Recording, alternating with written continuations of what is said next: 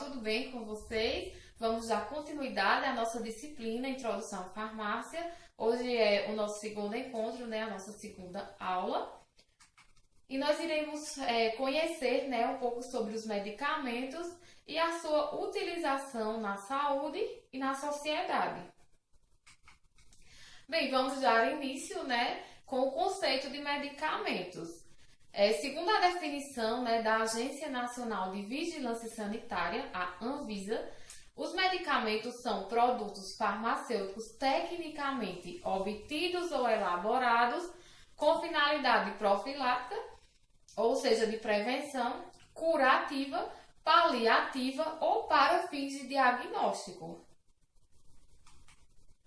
Medicamento versus remédio. Então, pessoal, vocês sabiam que existia essa diferença entre medicamento e remédio? Pois é, existe essa diferença. Então, gente, os medicamentos, eles são substâncias, né, ou preparações que se utilizam como remédio. Então, o medicamento é aquele tecnicamente elaborado, como eu falei, né, no slide anterior, e eles são elaborados em farmácias ou indústrias farmacêuticas e eles têm que atender especificações técnicas e legais, ou seja, os medicamentos eles têm que passar por uma aprovação do órgão, né, governamental competente, que no Brasil esse órgão é a Anvisa.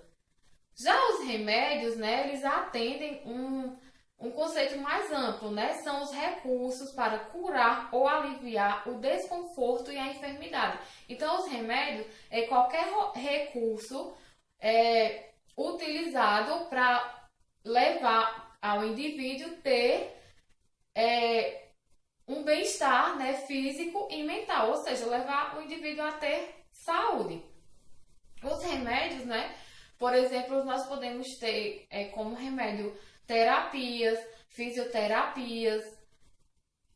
Um exemplo também de um remédio que não é um medicamento é o soro caseiro. O soro caseiro ele é utilizado para reidratação, mas ele não é um medicamento porque ele não passa por aprovação, né, da Anvisa e, portanto, ele não pode ser comercializado.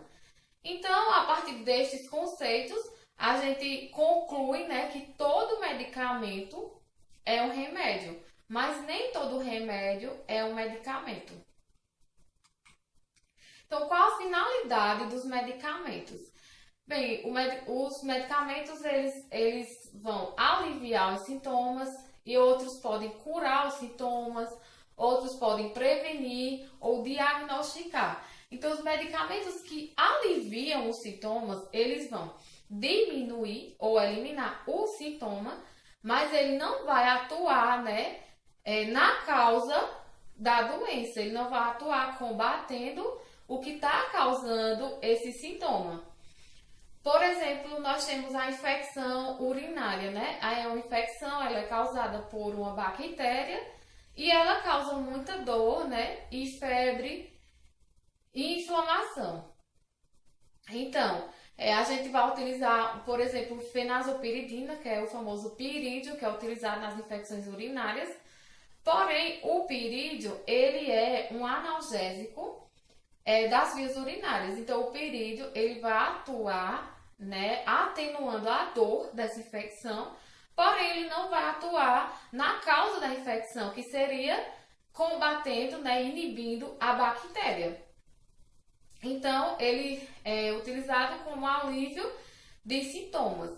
Ao aliviar os sintomas, né, o medicamento ele pode mascarar a doença, dando a falsa impressão de que o problema foi solucionado. Nesse caso, utilizando ainda o exemplo, né, do pirídeo, a gente pode se sentir bem, achar que melhorou, porém a bactéria ela continua lá e daqui a algum tempo ela venha a causar os sintomas novamente, porque a gente tratou o sintoma, mas não tratou a causa daquele sintoma.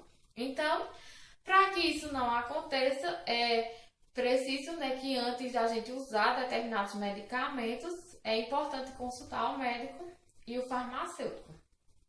Então, já os medicamentos que curam as doenças, esses medicamentos, eles eliminam a causa de determinadas enfermidades, né? Um exemplo da infecção que a gente vem usando, né? Se é causada por bactéria, a gente vai utilizar um antibiótico. Esse antibiótico vai atuar inibindo essa bactéria e, dessa forma, curando a doença. Também existem os que corrigem a função corporal deficiente. Por exemplo, são suplementos hormonais, suplementos vitamínicos, minerais, entre outros. Uma outra finalidade é a prevenção de doenças, né? Então, esses medicamentos eles vão auxiliar o organismo a se proteger de algumas doenças. Como exemplo, nós temos soros, vacinas, suplementos vitamínicos, entre outros. E também os medicamentos eles são utilizados para fins de diagnóstico. Então, eles vão auxiliar na detecção de determinadas doenças, além de avaliar o funcionamento dos órgãos, né? Nesse grupo estão os contrastes radiológicos, né? Como exemplo, a gente pode citar os contrastes radiológicos. Então, agora nós vamos falar da classificação dos medicamentos. Os medicamentos, pessoal, eles podem ser classificados quanto à sua origem, à sua especialidade, a sua forma farmacêutica, as suas vias de administração. Então, é bem amplo a classificação dos medicamentos. Porém, nessa aula, nós vamos falar sobre a sua classificação quanto à sua origem e à sua especialidade. E nas próximas aulas, nós falaremos sobre as formas farmacêuticas e vias de administração. Então, quanto à sua origem, os medicamentos eles são classificados como alopáticos, homeopáticos e fitoterápicos. Então, o que é alopatia, né? Alopatia, ela vem do termo grego alos, que significa outro, né, ou diferente, e patos, que significa sofrimento ou doença.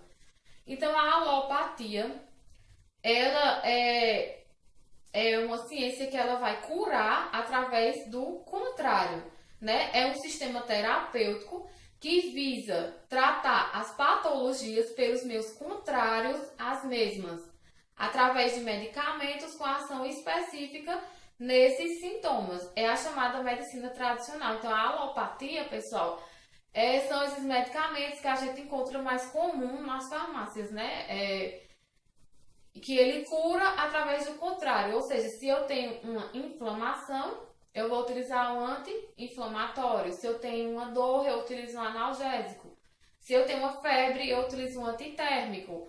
Então, é a medicina tradicional. Aqui a gente encontra nas farmácias. A homeopatia vem da palavra homospatos, onde homos significa semelhante e patos doença. Então, a homeopatia é um método de tratamento que consiste na administração de doses mínimas dos medicamentos ao doente para evitar a intoxicação e estimular as reações orgânicas. Então, pessoal, a homeopatia, ela cura pelo semelhante. Nós vamos entender isso adiante. Então, essa terapia, ela foi criada no século XVIII por Samuel Hahnemann, que era um médico, químico e um pesquisador alemão. Bem, pessoal, Hahnemann, ele, na época, começou a observar que uma substância que era chamada de quinina, essa substância era utilizada para tratar a malária na época, e Hahnemann, ele começou a observar que os casos de malária que mais se identificavam, se curavam com essa substância, eram os que possuíam sintomas causados pela intoxicação dessa substância. Então, Hahnemann começou a partir daí testar outras substâncias, e observar o que essa substância causava. E na ideia de Hahnemann, se essa substância causasse vômito, ou enjoo, ela trataria vômito ou enjoo. Então, Hahnemann, ele fazia esses testes, né, em si próprio e em amigos dele. Então, ele saiu testando várias substâncias e uma das substâncias que ele testou foi o arsênico albums, que era uma substância utilizada para matar ratos, era um veneno de rato. E ele percebia que essa substância causava, né, enjoos e vômitos. E Hahnemann percebeu que quanto mais diluía, né, dinamizava essa substância, mais os sintomas ficavam, né, sutis. Então, Hahnemann chegou à ideia de que quando uma substância provocasse determinado sintoma, então ela ia curar esse mesmo sintoma. Então, quando uma pessoa chegava com tal, ele fazia suas anotações, e quando uma pessoa, um indivíduo lá chegava com determinado sintoma, ele indicava, né, prescrevia aquela substância. Então, Hahnemann, né, a homeopatia, ela não cura a doença, e sim ela age, né, sobre o sintoma. Então, é a partir daí que a gente chega a um princípio fundamental, né, que foi escrito por Hipócrates, que fala similia similibus curator, ou seja, os semelhantes curam-se pelos semelhantes. Então, a homeopatia ela é orientada por 4 princípios. O primeiro, a lei dos semelhantes, como a gente já falou, que semelhante cura semelhante. Os experimentos, né, são feitos, né, em pessoas sadias, doses infinitesimais. Então, a dose do medicamento homeopático, são doses bem diluídas e bem dinamizadas. Então, quanto mais diluído esse medicamento for, maior o seu poder de reestabelecer a energia vital. Por quê? Porque a homeopatia ela trabalha a partir, baseando-se, né, no fato de que a doença ela é um desequilíbrio vital, na energia vital do indivíduo. Ou seja, esse medicamento ele vai restabelecer, né, esse desequilíbrio, colocando para fora a doença que está causando esses sintomas. E o quarto princípio é o medicamento único, ou seja, a homeopatia ela utiliza uma substância por vez, não é como a alopatia, né, tradicional, que a gente usa 2, 3 até 4 princípios ativos ou mais para curar determinada doença. Por exemplo, a gente tem uma hipertensão e a gente faz uma associação de losartana com hidro. Por exemplo, na homeopatia não se trabalha, né, dessa forma. É um princípio ativo por vez. A fitoterapia, né? A palavra fitoterapia, ela vem do termo grego terapeia, que significa tratamento, mais phyton, que significa vegetal, ou seja, terapia pelas plantas. Então, a fitoterapia é a ciência que estuda as plantas medicinais e o uso das mesmas no tratamento de doenças sem utilização de substâncias ativas isoladas, ou seja, ela utiliza as plantas, as partes das plantas, tipo a folha da planta, o caule, as raízes, e ela não vai isolar um princípio ativo ali daquela planta para fazer o seu medicamento. Plantas medicinais. Então, as plantas medicinais são todas aquelas que trazem consigo, né, princípios ativos e benefícios à saúde e à beleza do corpo. São utilizadas na indústria farmacêutica, na indústria de cosméticos, na produção de remédios e produtos para o corpo, além do uso doméstico como receitas e infusões caseiras. Então, o exemplo de plantas medicinais, né, que eu citei foi o alecrim, a alcachofra, o boldo, o quebra-pedra, mas existem infinitas plantas medicinais. Então, as plantas medicinais e os medicamentos fitoterápicos são a mesma coisa? Não, pessoal. As plantas medicinais, elas são espécies vegetais que possuem em sua composição substâncias, né, que ajudam no tratamento de doenças ou melhoram as condições de saúde. Já os medicamentos fitoterápicos, eles são produtos industrializados obtidos a partir dessas plantas medicinais. Então, as plantas medicinais é a planta em si, entendeu? A folha, o caule, a raiz. Já os medicamentos, né, eles são obtidos a partir da industrialização deles. A cápsulazinha, né, de medicamento obtida a partir dessas plantas. Se é natural, não faz mal. É o que a gente escuta muito, as pessoas falarem que o fitoterápico é um medicamento natural, então não faz mal. Mas sim, eles fazem mal, causam reações adversas, causam intoxicação, enjoos, irritações, né? E até a morte, como qualquer outro medicamento. Até porque, pessoal, a gente tem que observar que os medicamentos alopáticos, né? Eles também são feitos, alguns de plantas medicinais.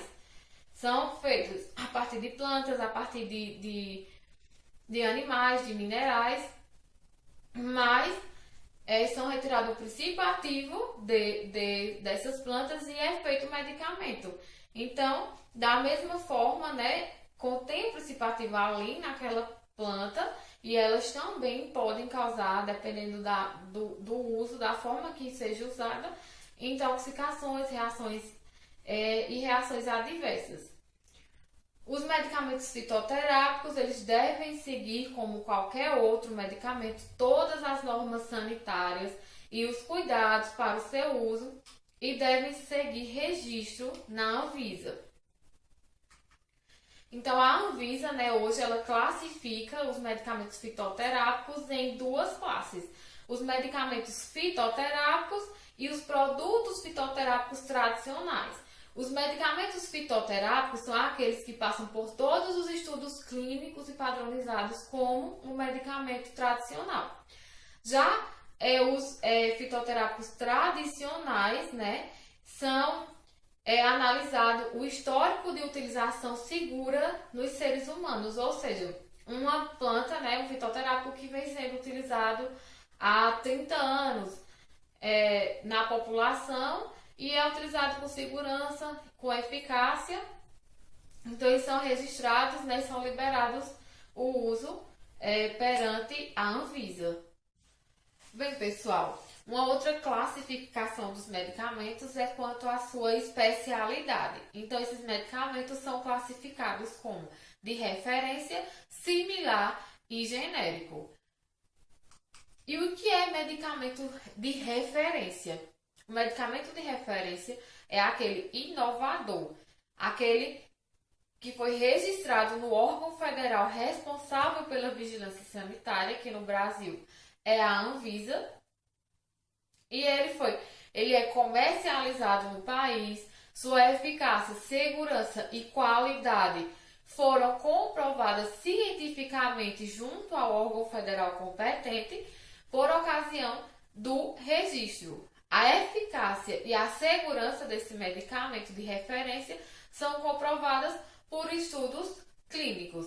Então, pessoal, o medicamento de referência é aquele inovador. É aquele o qual uma determinada indústria, né, que visava uma determinada doença e resolveu desenvolver uma molécula que fosse eficaz contra aquela doença.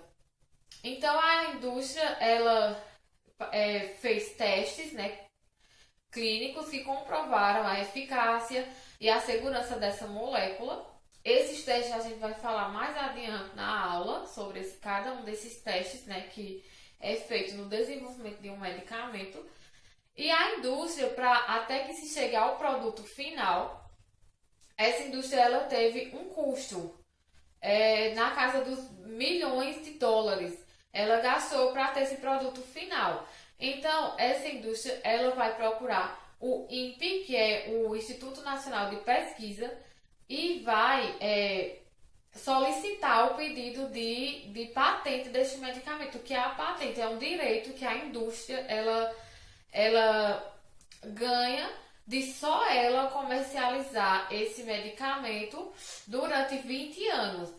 Por que isso acontece? Porque como ela teve todo o custo, então isso é como uma forma de recompensa para que essa indústria tire, né, toda aquela despesa que ela teve no desenvolvimento desse fármaco, né, desse medicamento, e aí ela perde a patente e outras indústrias elas podem começar, né, a copiar a fórmula desse medicamento. Então, essa patente, ela dura 20 anos, geralmente, porém, quando você solicita, quando a indústria solicita, leva um tempo para até ser concedida essa patente. Então, digamos que a indústria só vai ficar mais ou menos com uns 10 anos para comercializar esse medicamento e aí perder sua patente. Então, como mostra, né, aqui, o medicamento de referência é uma novidade, ou seja, novos princípios ativos.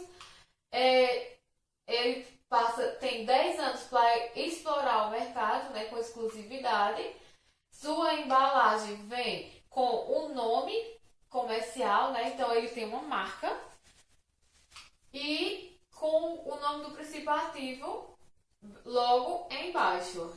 Mas o medicamento, né, de referência, ele tem uma marca, que é mais um requisito, né, que a indústria teve que gastar para poder criar e desenvolver todo o marketing para vender este produto.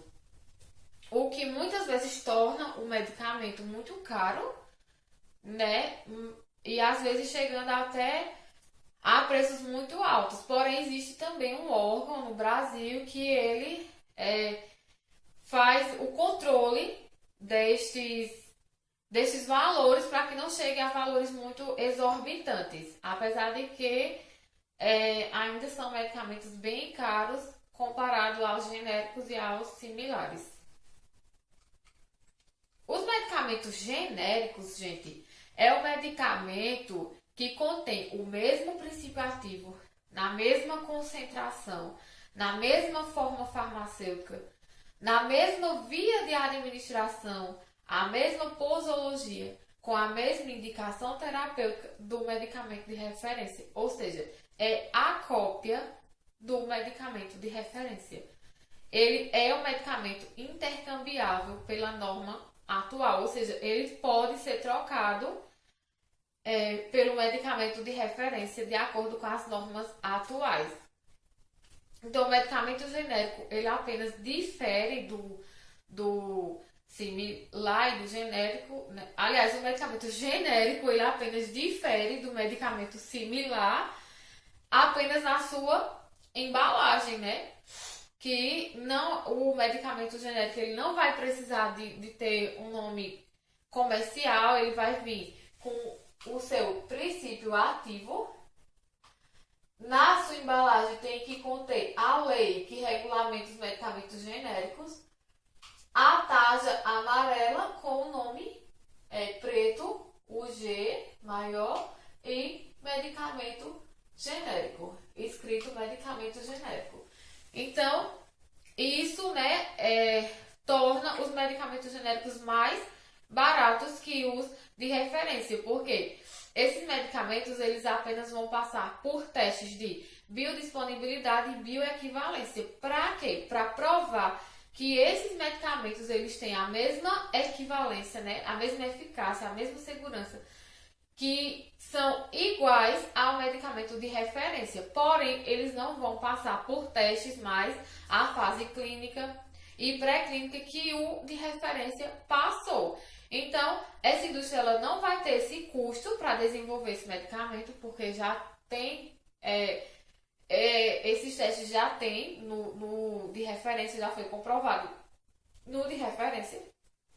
E essa nova indústria ela está apenas copiando a fórmula da outra. E, além disso, a questão da embalagem, que ela não vai precisar desenvolver um marketing para suas vendas. É apenas uma embalagem simples com o nome do princípio ativo, a lei e a tarja de medicamentos genéricos, tornando o medicamento muito mais em conta. Medicamento de referência similar ao genérico, né? Os medicamentos similares. E o que são medicamentos similares, né? São identificados pela marca ou nome comercial. Então, os medicamentos similares, eles têm uma marca. Possuem o mesmo princípio ativo, na mesma forma farmacêutica e via de administração dos medicamentos de referência. E também são aprovados nos testes de qualidade da Anvisa. A diferença entre os similares e os de referência está relacionada a alguns aspectos como prazo de validade do medicamento, embalagens, rotulagens, tamanho e formato do produto. Então, o que vai diferir, né, vai diferenciar o similar do genérico e do de referência é apenas que um medicamento de referência que tem um formato, por exemplo, de estrela, o similar não necessariamente ele tem que vir uma estrela, ele pode ser um círculo, um quadrado. Então, a forma farmacêutica dele, o formato dele, pode diferir do de referência. Porém, a sua composição, né, o princípio ativo é o mesmo. A forma farmacêutica é a mesma, a via de administração é a mesma. Ou seja, um medicamento que ele quando ele é de referência e ele é um xarope, o similar tem que ser um xarope. Agora, um que é um comprimido, um similar tem que ser um comprimido. Agora, o formato do produto é que pode diferir. Tá aqui uma comparação entre o referência e o similar, né? Eles são iguais em princípio ativo, em forma farmacêutica e em vias de administração. Ou seja, um medicamento que ele é desenvolvido para uso oral, o similar ele também tem que ser para uso oral. E ele vai diferir no prazo de validade, de embalagem, rotulagem, como eu falei, e o formato desse medicamento. E também, pessoal, ele pode ter recipientes diferentes na sua formulação. Esses recipientes são substâncias inertes que não vão interferir no tratamento do medicamento. Intercambiabilidade dos medicamentos similares. Bem, pessoal, acho que vocês já ouviram, né, falar nas pessoas, né, na população, falar assim, que o medicamento similar não serve, o medicamento similar não presta. A gente que trabalha, né, no dia a dia dessas pessoas, no balcão da farmácia, a gente sempre que chega uma prescrição com um medicamento de referência, a gente sempre dá a opção, né, para o nosso cliente e oferece um medicamento similar ao genérico, porque é um medicamento mais barato, mas sempre a gente escuta esses pacientes falarem, esses clientes falarem que não querem que substitua porque não presta e tal. Então, isso acontece porque até 2003, né, esses medicamentos eles não precisavam comprovar a sua equivalência perante a Anvisa. Ou seja, eles não precisavam comprovar que eles eram iguais, que eram as cópias iguais aos de referência. Mas com a RDC número 134, que foi criada em 2003, essa RDC ela estabelece critérios para a adequação dos medicamentos similares já registrados e comercializados no Brasil. A referida RDC ela obrigou os detentores de registro de medicamentos similares a apresentarem estudos comparativos com o medicamento de referência. Esses estudos são estudos de equivalência farmacêutica, perfil de dissolução e bioequivalência e biodisponibilidade relativa a todos os fármacos e forma farmacêutica. Então, o objetivo destas determinações é a comprovação da equivalência terapêutica entre o medicamento similar registrado e o seu respectivo medicamento de referência. Então, pessoal, quando a Anvisa, né, ela determinou, quando surgiu a SRDC em 2003, a Anvisa ela deu 10 anos para que todos os medicamentos similares eles comprovassem, né, a sua equivalência com de referência.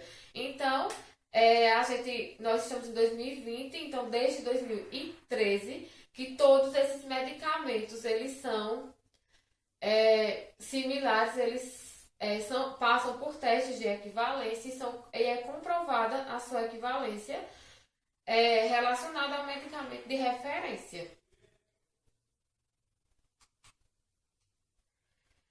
Em 2014, com a RDC número 58, né?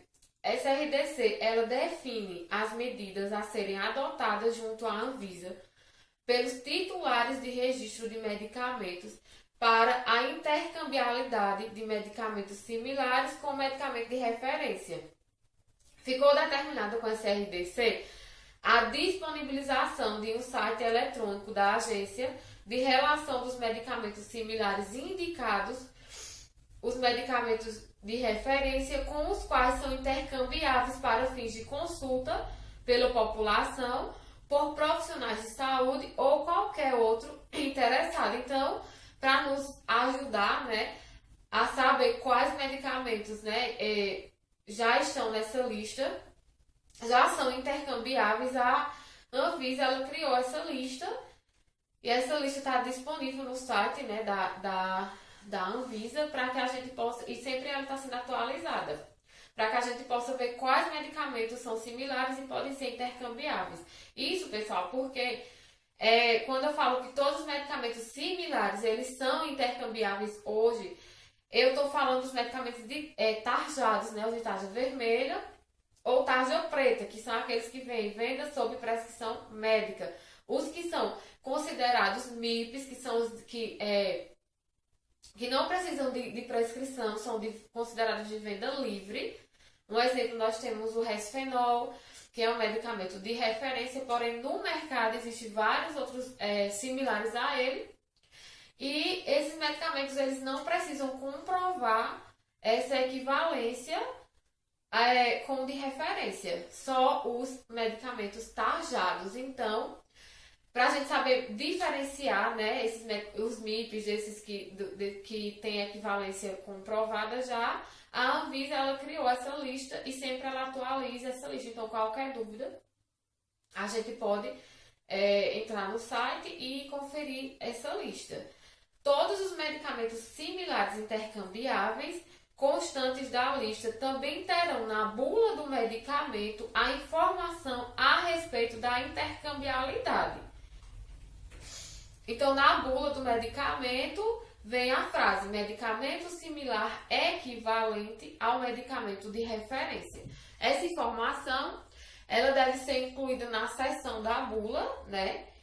Na identificação do medicamento, logo abaixo da denominação comum brasileira dos princípios ativos dos medicamentos, respeitando o modelo já existente na bula, descrita no anexo 47, número 47 de 2009.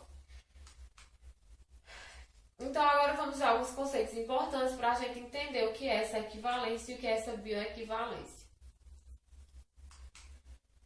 E também a intercambiabilidade, né? Intercambiabilidade é uma característica que avalia a possibilidade de se realizar a substituição de um medicamento utilizado pelo paciente por outro equivalente. Então, a intercambiabilidade é justamente é a troca, né, de um medicamento por um medicamento de referência. E essa troca, ela pode acontecer, né, entre os medicamentos de referência com o genérico, como mostra na imagem, né? Então, o medicamento de referência, ele é intercambiável, né? Ele pode ser trocado pelo medicamento genérico e também ele pode ser trocado por um medicamento similar que esteja na lista de medicamentos intercambiáveis. O medicamento genérico e o similar, eles também podem ser substituídos pelos de referência. Já o medicamento genérico, ele não pode ser trocado pelo similar e nem o similar pelo genérico. E nem pode ser feita uma troca entre similares. Então, pessoal, isso se dá por quê? Porque os testes que comprovam essa bioequivalência, essa equivalência entre esses medicamentos, eles são feitos comparando-se com os medicamentos de referência e não com os medicamentos com eles entre si, né? Então, a base é o medicamento de referência, é feita a comparação entre eles, então a gente só pode fazer essa troca com eles. Equivalência farmacêutica. O que é equivalência farmacêutica? Então, são análises comparativas de controle de qualidade entre dois medicamentos. No caso, o teste e o referência, com o mesmo princípio ativo e dose. Então, a equivalência farmacêutica vão ser testes de qualidades feitos entre um medicamento teste e um de referência. Já a bioequivalência farmacêutica, né, é a etapa posterior à de equivalência. E esses medicamentos, eles vão ser administrados em voluntários sadios para a avaliação da segurança e eficácia desses medicamentos. Então, a equivalência farmacêutica, ela vai fazer uma comparação entre a qualidade desse medicamento. A bioequivalência, ela vai fazer uma comparação entre a segurança e a eficácia desses dois medicamentos, se ambos são seguros e ambos são eficazes. Então, né, o processo de desenvolvimento de um medicamento, da pesquisa até o uso da população. Então, aí a gente tem uma imagem, né, mostrando a linha do tempo de um medicamento, desde a sua invenção, né, o seu desenvolvimento, até chegar à população. Então, primeiro, né, ocorre o processo de desenvolvimento da fórmula, a invenção desse medicamento, né, quando uma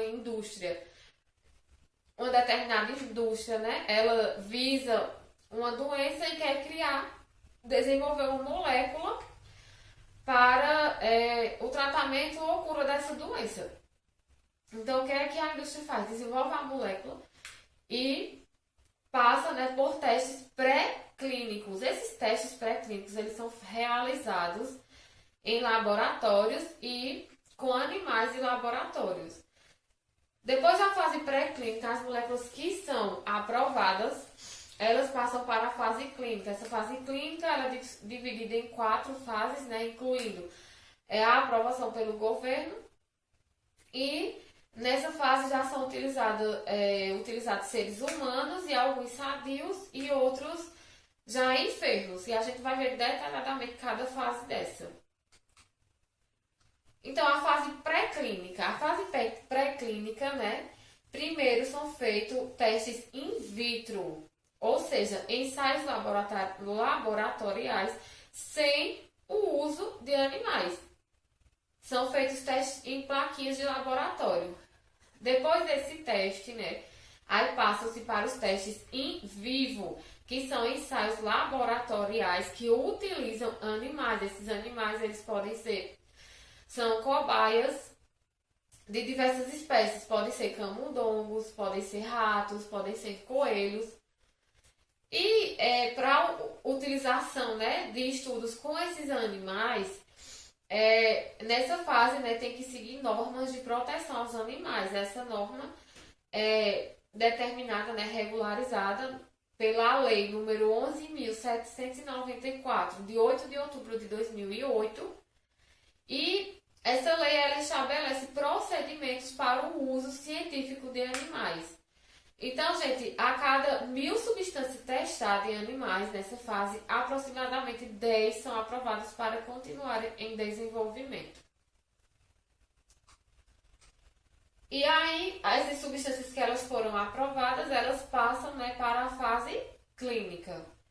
A fase clínica é o estudo sistemático que segue métodos científicos aplicáveis aos seres humanos, denominados voluntários da pesquisa, né? Esses voluntários eles podem ser em algumas fases sadias, voluntários sadios, e em outras enfermos, né? Vai depender da fase da pesquisa. Então, na fase 1, a gente estuda, né, a segurança desse medicamento. São utilizadas pessoas sadias nessa fase e é um número menor de pessoas, até no máximo 100 pessoas. A fase 2 é uma fase que vai testar a eficácia dos medicamentos, né? Se esse medicamento é realmente eficaz.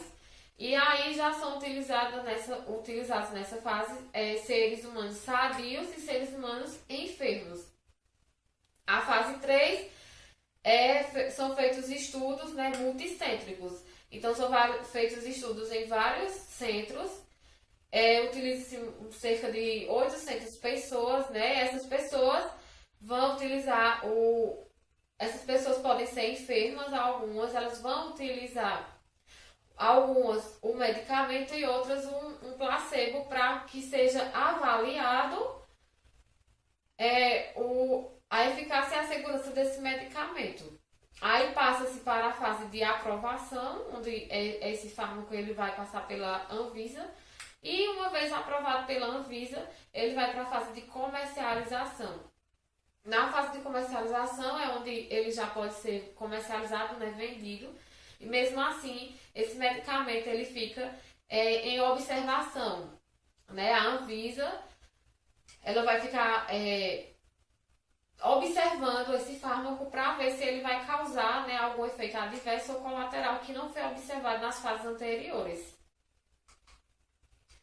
Então vamos ver sobre cada fase dessa, né? A fase clínica e a gente vai ver primeiro a fase 1. Na fase 1, esse medicamento será testado pela primeira vez em seres humanos. Neste caso, serão voluntários sadios. O principal objetivo desta fase é verificar se os efeitos indesejáveis são suportáveis, né? Determinar a melhor forma de administração e verificar como o organismo vai reagir ao fármaco. Esta fase tem duração de aproximadamente 3 anos.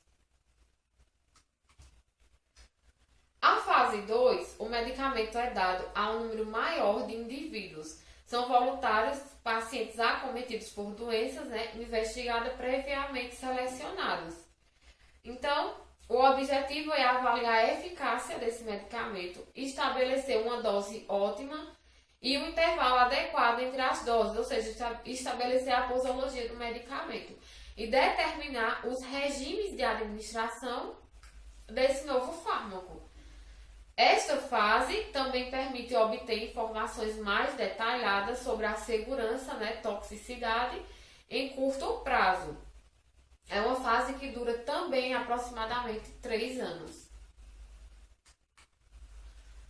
A fase 3, o medicamento é dado a um grupo extenso de pacientes, né, para avaliar novamente a eficácia e a segurança do produto. Ocorre a comparação com o tratamento padrão já existente, ou seja, vai comparar com o da segunda fase, os resultados da segunda fase, e vão comparar com o tratamento, digamos, se for um medicamento, uma doença que já existe outro medicamento para o tratamento dessa doença. Então, nessa fase vai se avaliar, né, a eficácia e a segurança comparando-se com esse medicamento já existente. Os pacientes são divididos em 2 grupos. O grupo controle, que é o grupo que vai receber os medicamentos já existem no mercado, né, os medicamentos padrão, e o grupo investigacional, que é o que vai receber o medicamento que está em estudo.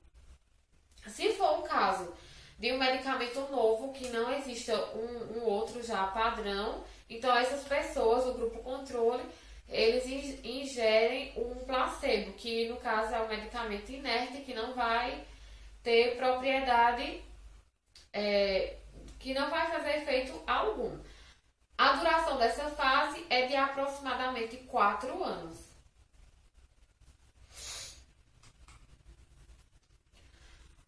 Quando conclui-se a fase 3, né, após 4 anos, então esse medicamento ele vai para a fase de registro, né, de aprovação. Vai para a Anvisa para saber se a Anvisa aprova ou não. Então, para que este produto, né, ele chegue ao mercado, ele deverá ser registrado de acordo com a legislação sanitária vigente. Então, ele tem que apresentar à agência reguladora, no caso aqui no Brasil, a Anvisa, os resultados de todas as fases pré-clínicas e estudos clínicos, junto com a descrição dos processos de produção do medicamento, né? Então, quando a Anvisa concorda, né, avalia, né, com a concordância da Anvisa, eles vão ter a sua comercialização concedida e o novo medicamento estará disponível aos pacientes. E aí, no caso, ele vai poder ir para o comércio e ser comercializado.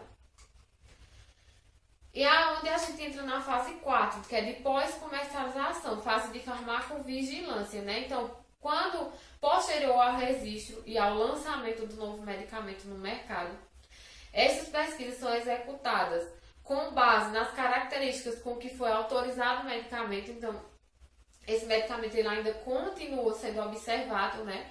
Nos primeiros 2 anos, o medicamento começará a ser usado pela população e será ainda um número limitado de pessoas, mas já é possível observar eventos de hipersensibilidade. Nos 8 anos seguintes, haverá o uso rotineiro da população em geral, ampliando o número de pacientes que usarão o medicamento. Só a partir de 10 anos de comercialização será possível avaliar efeitos crônicos e acumulação de dose em pacientes usuários do medicamento. Bem, uma outra classificação é com relação às fórmulas, né? Que elas podem ser magistrais e oficinais. Então, o medicamento magistral, né, é um medicamento que ele é preparado em farmácias de manipulação ou nos serviços farmacêuticos hospitalares, segundo receita médica, que especifica o paciente a quem o medicamento se destina, ou seja, são aqueles medicamentos que são manipulados na farmácia de manipulação, só que através de uma prescrição médica. Então, o médico ele vai prescrever de acordo com a necessidade daquele paciente, manda a receita, né, para a farmácia e a gente manipula esse medicamento de acordo com aquela receita. O medicamento oficinal é aquele que é preparado segundo indicações compendiais de uma farmacopeia ou de um formulário em farmácia de manipulação, em serviços farmacêuticos hospitalares, destinados a ser dispensados diretamente ao paciente, assistidos por essa farmácia, né, o serviço. Então, esses medicamentos oficinais, eles são medicamentos que suas formulações já estão dispostas em uma farmacopeia, e aí já tem sua formulazinha lá, e a gente vai só pegar essa fórmula e manipulá-la.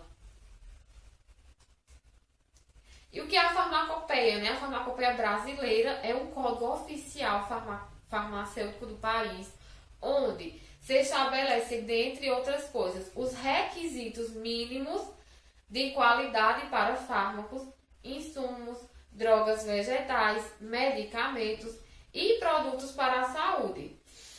Ele tem por finalidade, né? A farmacopeia tem por finalidade promover a saúde da população, estabelecer requisitos de qualidade e segurança dos insumos para a saúde, especialmente dos medicamentos, apoiando as ações de regulação sanitária e induzindo ao desenvolvimento científico e tecnológico nacional. Medicamentos manipulados. Bem, os medicamentos manipulados são aqueles preparados diretamente na farmácia pelo profissional farmacêutico a partir das fórmulas inscritas no formulário nacional ou em formulários internacionais reconhecidos pela Anvisa, ou ainda a partir de uma prescrição de profissionais habilitados, né, ou seja, um médico ou dentista, que estabeleça em detalhe sua composição, sua forma farmacêutica, posologia e modo de usar. Então, esses medicamentos manipulados, eles possuem suas vantagens, né? E algumas eu citei aqui, como, por exemplo, a individualização do tratamento. Então, o medicamento manipulado, ele vai tratar o paciente com individualidade, ou seja, o médico ele vai prescrever essa formulação de acordo com a necessidade daquele paciente, permitindo, né, a associação de substâncias, como quando um medicamento, um paciente ele vai precisar de várias substâncias para tratar determinada enfermidade e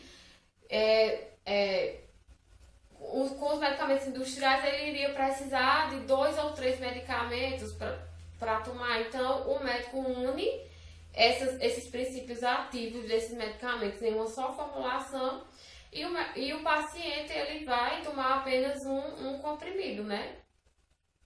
Isso é bastante eficaz, né? E é bom para a adesão ao tratamento. Isso vai ajudar muito ao paciente a aderir de forma correta ao tratamento.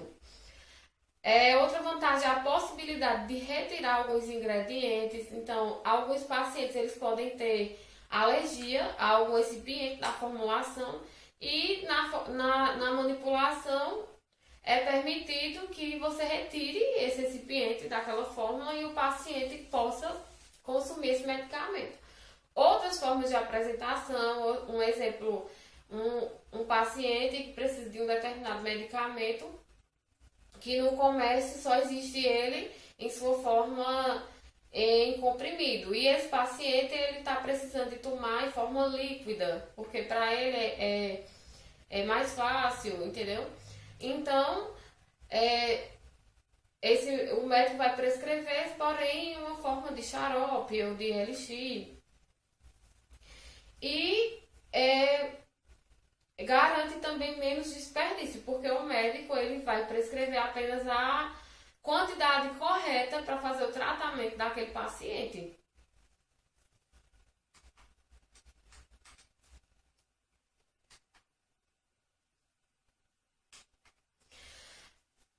Quais informações devem ter um medicamento manipulado? Então, o medicamento manipulado, ele deve vir com o nome do paciente e do médico prescritor.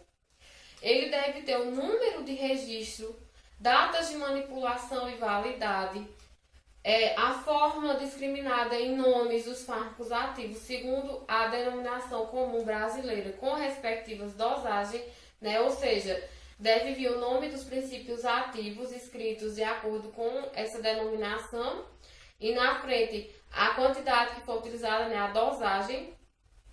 O modo de usar deve vir também, né, nessa embalagem, como está mostrando na figurinha do lado. A quantidade, a unidade posológica solicitada, a posologia, a maneira de tomar o produto, o nome, endereço, CNPJ e farmacêutico responsável pela farmácia. No caso, nome, endereço e CNPJ da farmácia e o farmacêutico responsável. Quais informações deve ter o medicamento manipulado? Então, tem algumas informações, né, que as farmácias de manipulação elas fazem umas tarjinhas separadas e adicionam, né, a esses rótulos desses medicamentos de acordo com sua necessidade. Um exemplo, um xarope que precisa ser agitado de usar. Então, aí ele coloca a taxa agite antes de usar. Conserve em geladeira para medicamentos que tenham que permanecer na geladeira. Mantenha ao abrigo da luz, calor e umidade. Mantenha fora do alcance de crianças. Não faça uso concomitante de outro medicamento sem a orientação médica. Não desaparecer dos sintomas ou ocorrendo reações colaterais, informe o seu médico. Então, são todas as informações que devem conter também, de acordo com cada medicamento, e conter também a informação no seu rótulo.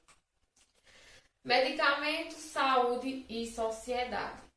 Então, pessoal, agora nós vamos ver, né, como foi que o medicamento ele foi inserido na sociedade e alguns programas, né, do governo para facilitar o uso desse medicamento, o acesso desse medicamento à população. Então, vamos iniciar com o conceito de saúde, né? O que é saúde? Saúde é um estado de completo bem-estar físico, mental e social, e não consistindo somente da ausência de uma doença ou enfermidade. Então, a saúde é um completo bem-estar físico e mental de um indivíduo. E, segundo a Constituição Federal, né, o artigo 196 da Constituição Federal de 1988, a saúde é direito de todos e dever do Estado, garantindo, mediante políticas sociais e econômicas que visem a redução do risco de doenças e de outros agravos e acesso universal e igualitário, as ações e serviços para a promoção, proteção e recuperação. Então, a Constituição Federal de 1998, ela garante, né, o direito de medicamento a todos e diz que é um dever, né, do Estado. Junto com essa Constituição, né, com essa determinação, nasce o SUS. E o SUS, né, ele é responsável quanto ao fornecimento da medicação, e essa responsabilidade está disposta no artigo 6, inciso 1º, letra D, e no artigo 7, inciso 2º da Lei 8.080, de 19 de setembro de 1990, que é a chamada Lei Orgânica da Saúde. Está editada em atendimento ao comando dos artigos 196 seguintes da Constituição Federal. Então, essa lei ela dispõe sobre as condições para a promoção, proteção e recuperação da saúde e organização e o funcionamento dos serviços correspondentes e dá outras providências. Política Nacional de Saúde, né? Então, o medicamento ele tem que seguir normas previstas na chamada Política Nacional de Medicamentos do Ministério da Saúde, que foi criada para garantir. Então, essa política de medicamentos ela foi criada para garantir o acesso dos pacientes aos medicamentos, a qualidade, a segurança e a eficácia dos medicamentos, não só na fabricação, mas também durante o processo de armazenamento e de transporte, o equilíbrio no mercado e a redução dos custos dos medicamentos, a assistência farmacêutica, que é parte integrante da Política Nacional de Medicamentos, né, de Saúde, e envolve um conjunto de ações voltadas à promoção, à proteção e à recuperação da saúde, sendo o medicamento considerado um insumo essencial. Então, quais as responsabilidades do governo, né, de cada esfera do governo? Então, cada um tem sua parcela de responsabilidade no cumprimento da legislação e das normas relacionadas ao funcionamento do SUS, incluindo a política de medicamentos. Então, vamos ver agora o que compete a cada esfera dessa, né? Então, compete ao Ministério da Saúde, né, que representa o governo federal, coordenar e descentralizar as ações e serviços de âmbito nacional, ou seja, cabe a eles repassar para as unidades estaduais as atribuições que envolvem seus municípios. As secretarias do Estado, compete a elas, né, promover a descentralização desses serviços para os municípios, que são os responsáveis diretos pelas suas execuções, inclusive pela distribuição de medicamentos nas unidades de saúde. Então, o Ministério da Saúde ele vai fazer o repasse para o Estado e o Estado faz esse repasse para os municípios e os municípios fazem, né, a distribuição através das unidades de saúde. Quais medicamentos podem ser encontrados no SUS? Então, pessoal, existe uma lista chamada de RENAME, que é Relação Nacional de Medicamentos, e essa lista, né, é uma lista oficial de medicamentos considerados indispensáveis para tratar um grande número de doenças e problemas de saúde. Então, se o médico prescrever um medicamento cujo nome não está, né, nessa lista da RENAME, então, primeiro, é preciso verificar se não existe alternativa na própria relação, ou seja, se não existe outro medicamento nessa relação que possa ser substituído.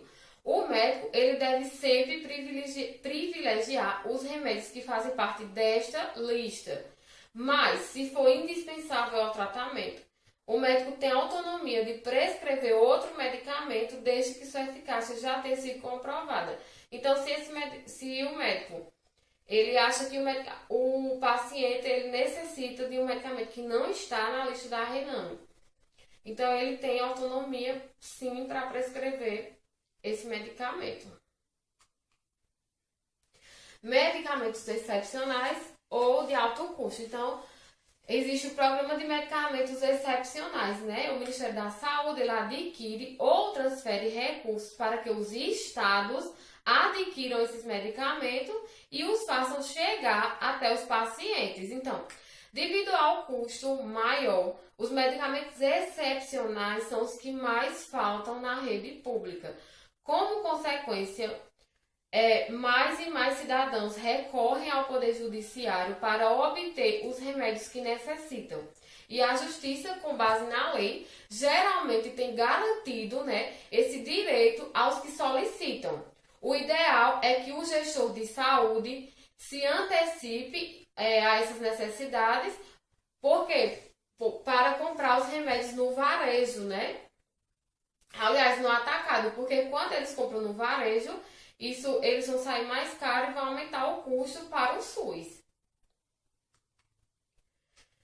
Então, um grande problema é essa falta de medicamentos, né? Essa falta de medicamento vai ser ruim para o cidadão, que vão ficar necessitados, e para os cofres públicos nesse sentido, que o paciente ele vai procurar, né, a justiça, e a justiça vai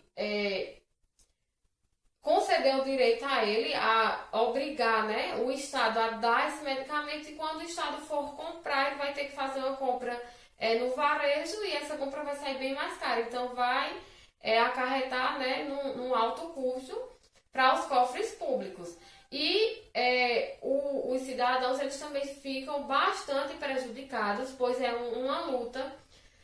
Quando o medicamento desse falta, o paciente, né, o indivíduo, ele procura o município, entra com a ação na justiça, o município prova e alega que não tem condições de dar esse medicamento ao paciente, então joga para o Estado, e é outro processo na justiça até o Estado comprar, né, conceder esse medicamento ao paciente. Então, é uma luta longa que causa, né, malefícios aos pacientes, e o Estado ele deveria, já que sabe que tem que dar, ele deveria se responsabilizar por isso antes, sem precisar de todo esse processo, né?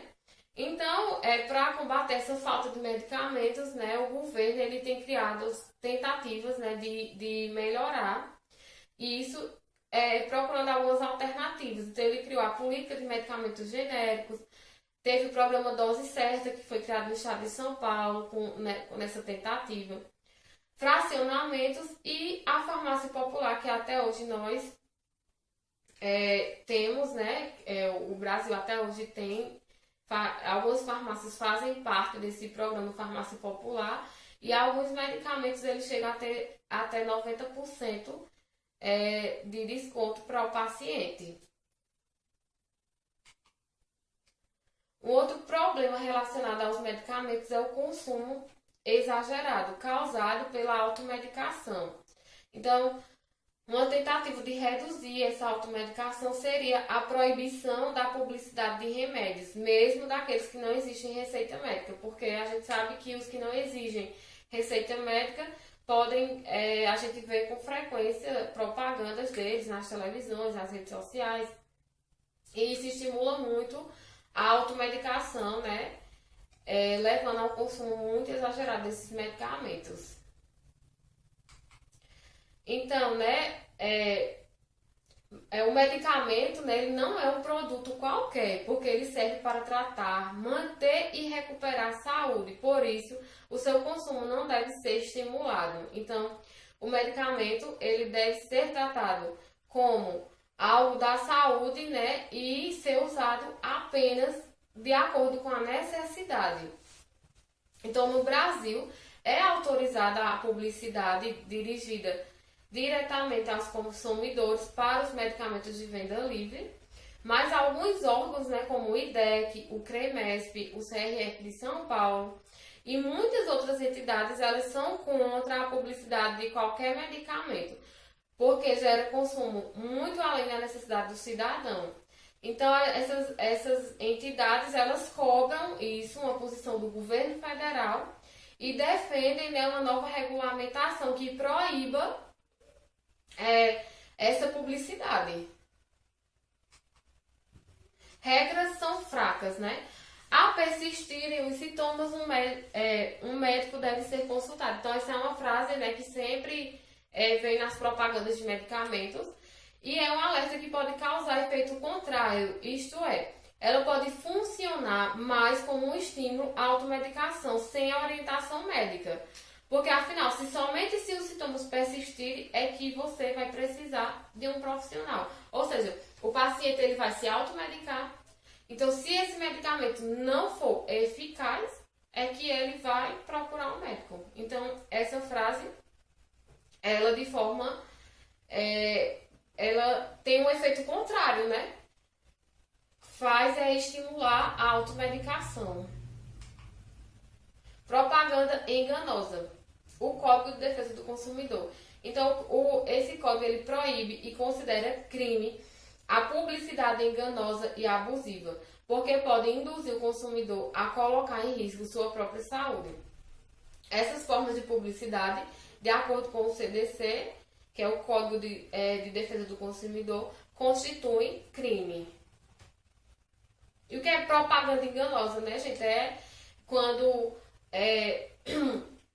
se aproveitam de medicamentos para falarem que eles têm efeitos que os mesmos não têm esses efeitos comprovados perante a Anvisa. Então, é considerada enganosa qualquer informação ou comunicação publicitária que seja inteira ou parcialmente falsa, capaz de induzir o consumidor a se enganar a respeito da natureza, característica, qualidade, quantidade, propriedades, origem, preço ou que omitam informação essencial sobre medicamento ou produto. Publicidade abusiva é aquela capaz de induzir o consumidor a se comportar de forma prejudicial ou perigosa à sua saúde ou segurança. E o que são medicamentos falsos, né? É qualquer substância embalada ou comercializada de maneira enganosa. Na maioria dos casos, porém, envolvem comprimidos, cápsulas, líquidos que se parecem com droga real ou embalados para imitar um item genuíno, ou seja, um item verdadeiro. Esses são medicamentos falsos. Então, alguns exemplos de medicamentos falsos que foram, né, comercializados e levaram ao prejuízo da população. Em 1998, né, esse laboratório Schering do Brasil, ele havia fabricado milhões de comprimidos sem substâncias ativas para testes de embalagem. No entanto, esses produtos eles acabaram sendo desviados e entraram na cadeia formal de distribuição de medicamentos. Então, eles entraram no comércio e foram comercializados. Em mulheres grávidas, né, muitas mulheres engravidaram tomando esse anticoncepcional microvilar.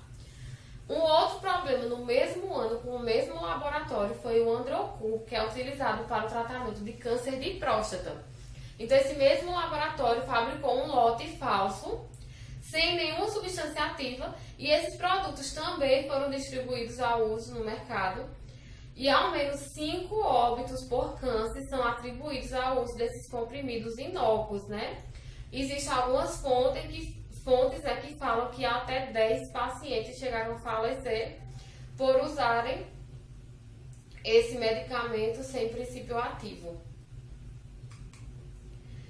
Então, a lei, né, surgiu a partir disso em 1998. Surgiu a Lei 9.677, de 2 de julho de 1998, e essa lei, né, ela altera alguns dispositivos do capítulo 3 e do título 8 do Código Penal, incluindo nessa classificação delitos considerados hediondos, crimes contra a saúde pública e da outras providências.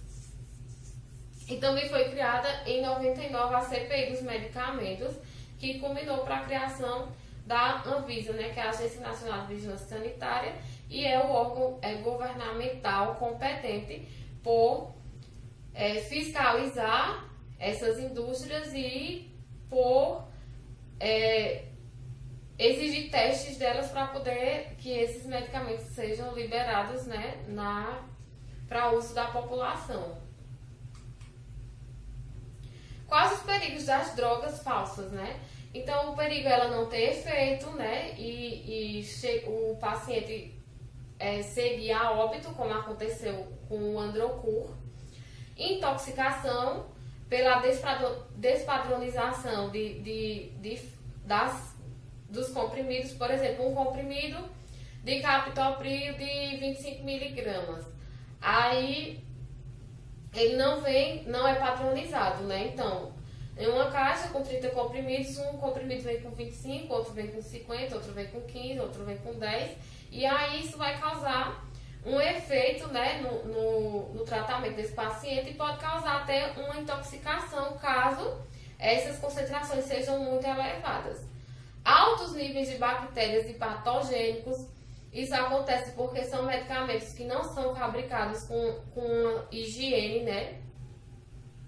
Reações alérgicas e distúrbios gastrointestinais. Então, como evitar a compra de medicamentos falsos, né? Então, nunca compre medicamentos em feiras ou camelôs, né? Só em farmácias e drogarias, de preferência da sua confiança. Assim como também, hoje em dia é muito comum ainda a gente encontrar medicamentos em supermercados, né? Então, são medicamentos de procedência duvidosa, porque são medicamentos que entraram ali sem nota fiscal, então a gente não sabe de que procedência vem esses medicamentos. Não compre medicamentos com embalagem amassada, rasgada, rasurada ou que tenha alguma informação apagada ou raspada. Confira sempre se consta na embalagem a data de validade do medicamento, nome do medicamento impresso e que possa ser lido facilmente, nome do farmacêutico responsável pela fabricação e o número de sua inscrição no Conselho Regional de Farmácia. O número do registro do medicamento no Ministério da Saúde, número do lote impresso na parte de fora, igual ao que vem impresso no frasco, né, na cartela inteira. A bula do medicamento ela deve ser a original, a gente tem que observar se é a original. Soros e xaropes devem vir com lacre obrigatório para medicamentos líquidos. Desconfie de medicamentos muito baratos ou vendidos por quem não está habilitado. Os tipos: Mais comuns de falsificação são a mistura de medicamentos líquidos com água ou em outro líquido, a fabricação com substâncias inadequadas, como farinhas, moldadas na forma de comprimidos, nomes e rótulos parecidos com medicamentos de referência, para gerar confusão ou parecidos com os fracionados em embalagens menores, entre outras formas de enganar o consumidor. Então, uma característica bem importante é o selo de segurança, né? É que esse selo também, em alguns medicamentos, ele não vem o selinho, mas a caixinha vem colada. E a tinta reativa, que é esse localzinho, né, onde você pode raspar com um metalzinho e vem a marca, né, o laboratório lá, o marketing do laboratório que produziu esse medicamento. Caso detecte que o medicamento é falsificado, então ligue no SAC, Serviço de Atendimento ao Consumidor da empresa, e contate, né, a Anvisa mediante a e-mail, telefone ou pelo site. Então você tem que avisar, né, a Anvisa. E aqui estão minhas referências bibliográficas e obrigada.